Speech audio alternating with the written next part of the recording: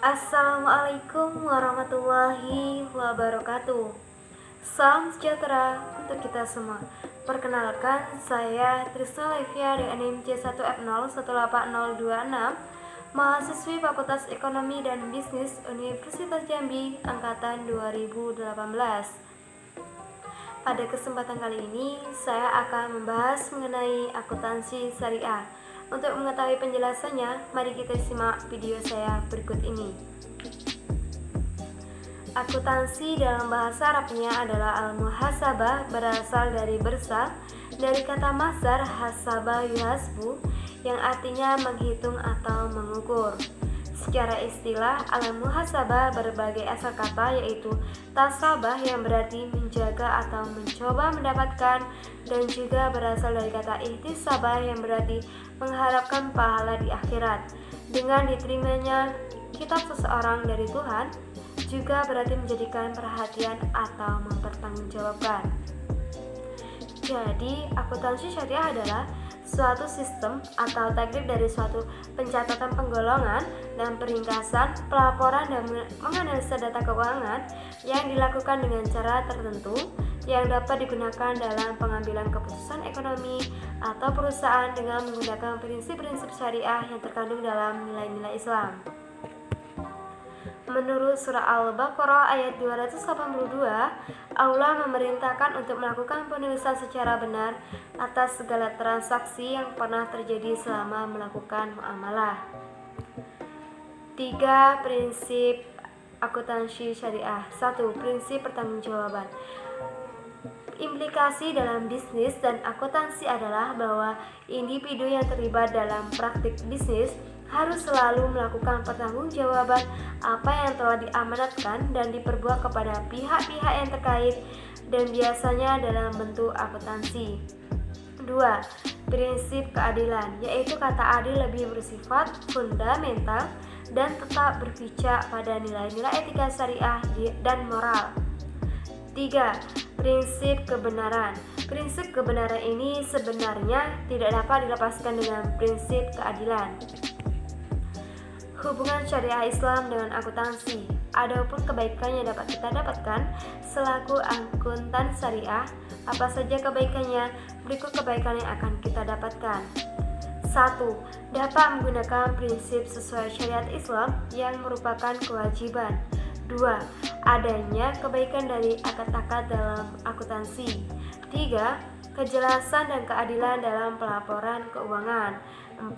Menjadi salah satu cara ibadah kepada Allah dengan kejujuran. 5. Jauh dari kata riba. Demikian hubungan antara akuntansi syariah, definisi maupun kebaikan yang dapat kita dapatkan. Sesungguhnya segala sesuatu ada, pasti ada kebaikan yang terselip di dalamnya. Akuntansi syariah ada untuk menghapus apa yang tidak sesuai dalam akuntansi konvensional demi kebaikan umat muslim.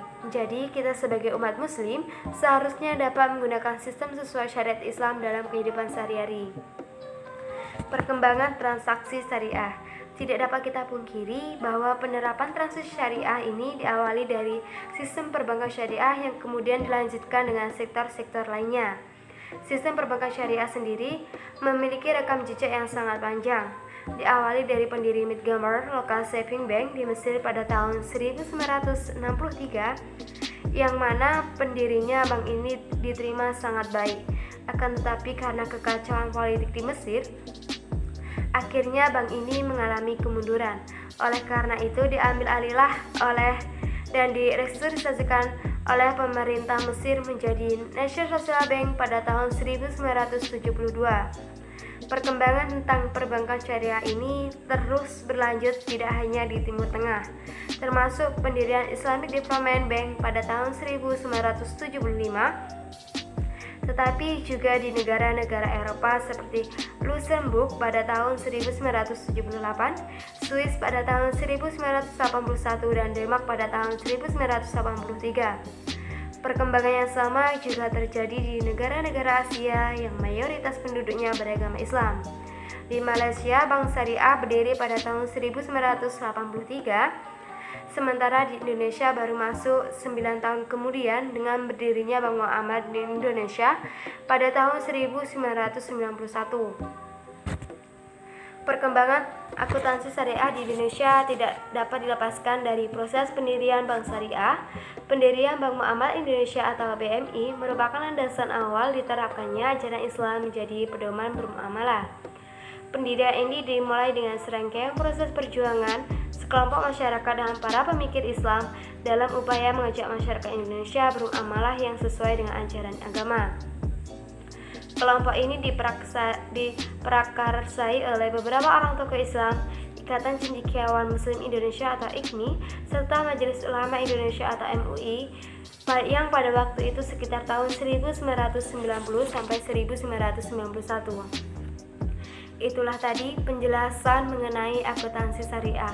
Apabila ada kesalahan kata, saya mohon maaf. Saya akhiri. Wassalamualaikum warahmatullahi wabarakatuh.